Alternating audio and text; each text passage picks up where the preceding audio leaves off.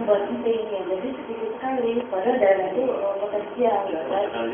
Bayangkan seandainya ada satu lembaga yang bisa membantu saya nanti bekerja sama dengan UKM untuk bagaimana memberikan pelatihan kepada mereka, memberikan sebuah teknologi.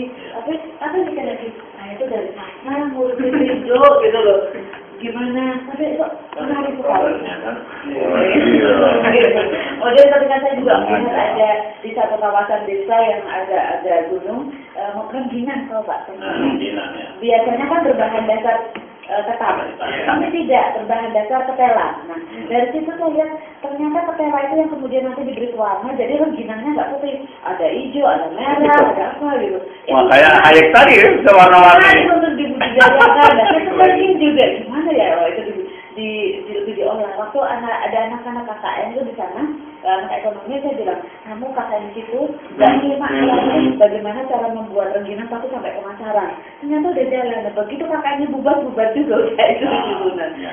Seandainya ada bisa kita mengadakan pendampingan pada mereka, nanti lumayan. Artinya kalau itu bisa mendapatkan mendatangkan income untuk mereka kan secara tidak langsung kita juga bisa mengurangi. Kalau mengentaskan kemiskinan, mengentaskan kan cuma indah gitu loh. Mengurangi lah ya, mengurangi kemiskinan gitu di sekitar situ. Saya bayang-bayangkan seperti itu, tapi ya itu Pak, masih mimpi-mimpi apa yang saya bayangkan, apa yang saya mimpikan. Jadi saya kalau penelitian kurang begitu, tapi kalau pengerjaan masyarakat saya tertarik, terutama yang arahnya kewirausahaan seperti itu.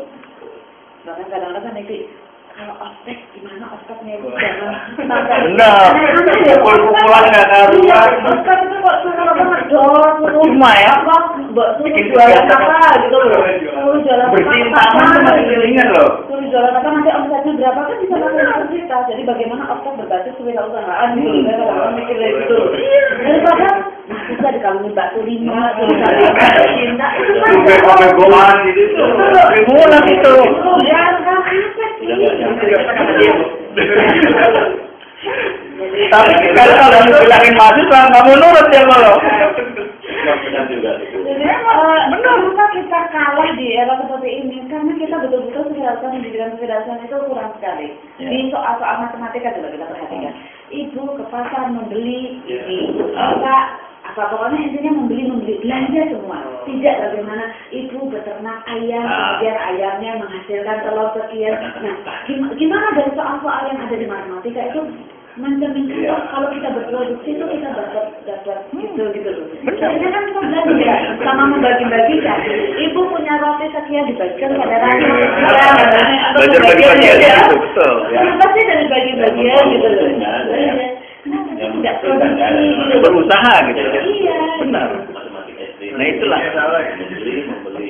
Membeli coba kita menyampaikan soal cerita di pelajaran matematika itu semuanya boros semua. Jadi kalau kita kebagian gitu ya. Jadinya mental kita nunggu PSG gitu kan. Gitu. Nah sekarang ya ada SD dan SMP yang melaksanakan apa yang ibu bikin, tapi itu sekolah mahal. Saya juga misalnya kenapa jadi sekolah mahal ya? Dilatih berjualan kan? Iya, kantin. Bikin bazar. Dilatih jualan, anak-anak dikasih modal dan sebagainya. Iya, tapi ini sekolah mahal. Siapa yang bisa sekolah situ? Pasti bukan rakyat biasa, bukan rakyat kebanyakan. Yang satu sedikit saya tangkap dari apa yang ibu sampaikan tadi ya. Ini juga nih, pola pikir bisnismen. Pola pikir bisnismen itu bagaimana agar berkesinambungan. Sustainability itu pola pikir bisnisnya. Nggak bersih di satu sisi, senang dengan satu usaha kemudian habis. Nah, gimana caranya supaya dia bergulir dan kemudian meningkat. Jadi kalau saya tuh gambarinnya gini, kalau kita bikin sesuatu berputar gitu, dia pindah ke sebelahnya kemudian, pindah ke sebelahnya lebih gede lagi, pindah ke sebelahnya lebih gede lagi. Jadi makin lama makin besar. Nah itu pola pikir bisnisnya. Nah, kebanyakan dari kita karena diajarin sekolah itu kelas 1 habis udah. Habis anggaran kan? Udah selesai. Besok bikin proyek baru.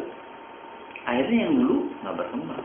Nggak jadi apa-apa. Padahal sebuah usaha tahun aja nggak cukup. Nggak cukup, betul. Iya. Pertama mesti penjajakan pasar dulu. Waduh.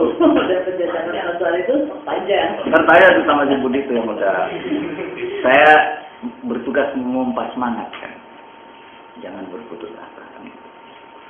Hasilnya baru kelihatan 2-3 tahun.